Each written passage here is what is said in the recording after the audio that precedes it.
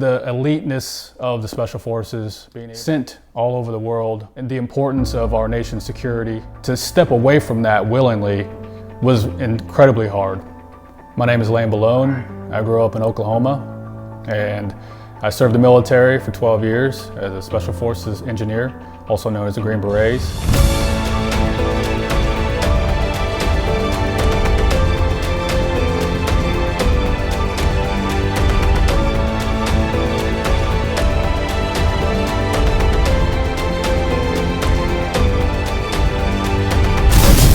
I'll tell you the story about how I actually joined the military because it's kind of funny. We joined the military for all different reasons, and at a young age, at 17, my good friend AJ and I, we were trying to figure out what we wanted to do in life, and he was saying, "Hey, have you heard of the Army Rangers?" And I was like, "No, I haven't heard of that." And I was like, "Oh, maybe we should go to college." And so us in our infinite wisdom at age 17, we both said, okay, let's rock, paper, scissors for our destiny.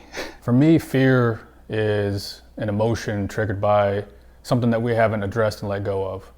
And to be able to step into the unknown, step into fear, it's being able to, one, identify what we're fearful of, and then two, being able to let it go. For soldiers, there's so many different ways and situations to where we have to address fear. Combat situations, sensitive missions around the world. And for me, the first time that I was in a combat situation that I felt this instant fear was mortar sirens going off. And it was just this sound, and I knew exactly what it was because I had heard about it on the news and videos and all this kind of stuff. But whenever you're there in the moment, the first time in real life experience, it gives you that immediate emotion of fear. And it's those that are able to address it, identify it and address it, and then begin the process of letting it go, allows us to almost step into fear over and over and over. And it's not the courage that, in my opinion, it's not the courage that allows you to step into fear. It's being able to let go of that fear. Being able to, I'll tell you a story of after my combat rotation. So I was deployed to Iraq a couple times, and then a couple years later, after the Benghazi attack happened in Libya, I was one of the guys that was sent in to help the situation.